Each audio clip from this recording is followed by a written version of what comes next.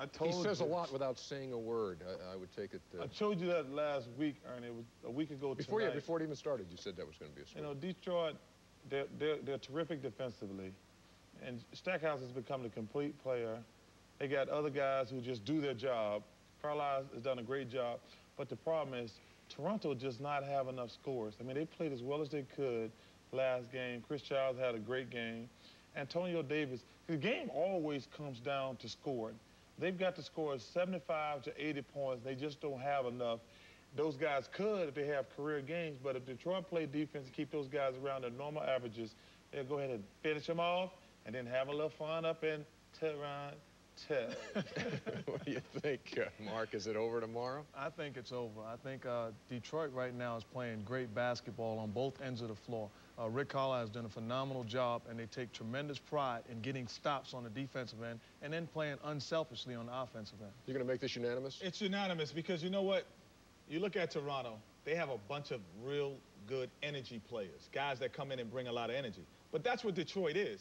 But the difference, you got the energy guys, and then you have Jerry Stackhouse, who is a skillful offensive player and a young star in the league. So you have that one guy who's not just playing with energy, he also has the skill to back it up. And I think that's the difference. Chuck, you got something against the broom thing? Because I know you've been doing this thing. Has there been any episode in your life that maybe you say maybe the broom is not an appropriate, maybe like 1989? Did anything happen that was... that's low class when teams break out the broom. That's like 1989, perhaps, when on your home floor, the Knicks went in there to complete a 3-game sweep in the first round? Joe Wilkins. You know the thing Look at Chuck. Chuck for the win. Should have gave that up. Overtime loss there, 3 straight, and now... Oh, we spot shadowed a guy wearing 13. Oh, Mark Jackson involved in the sweeping incident. Sweet Oakley. Oh, my. Get up, Chuck. That's you know the thing that's amazing about it? See, it's such a fine line. Every one of those games, Mark hit a buzzer beater in game 1. Somebody else hit a buzzer beater in game 2. And, you know, somebody hit... I missed. But you know what all that amount to? Lost. But I'm saying, it's just amazing. Those games all went down to the last play of the game.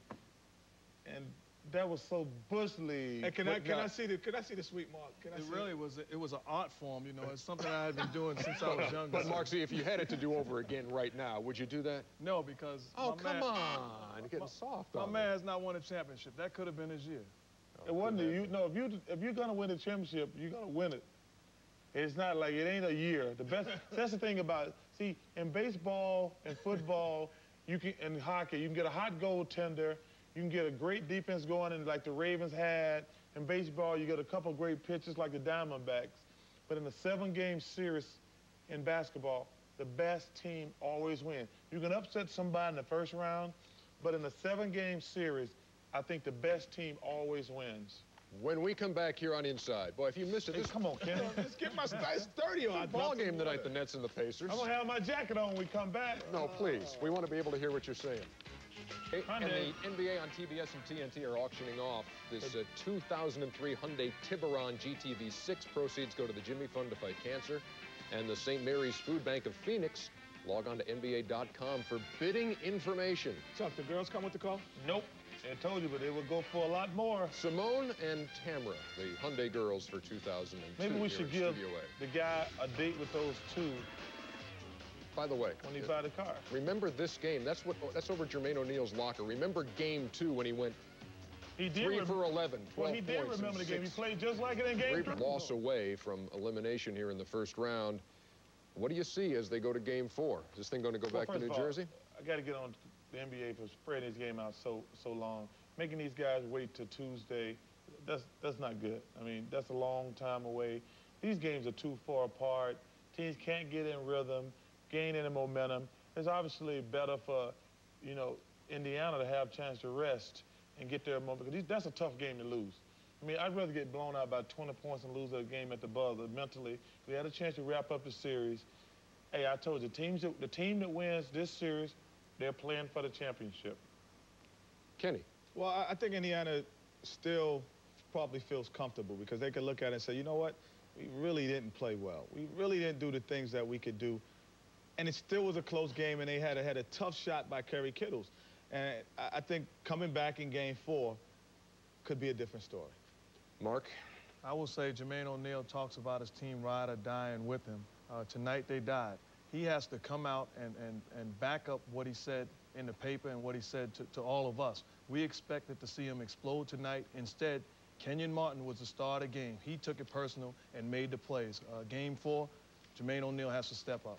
Again, Tuesday, and you'll see it right here, either TBS, TNT. Well, you know, the thing is interesting, like in every series, there's a key matchup. And obviously, it's Jermaine O'Neal and Kenyon Martin. Because, like I said earlier, Reggie and Jason are going to cancel each other out. If somebody does not step up out of the ordinary, it's going to come down to Kenyon Martin and Jermaine O'Neal.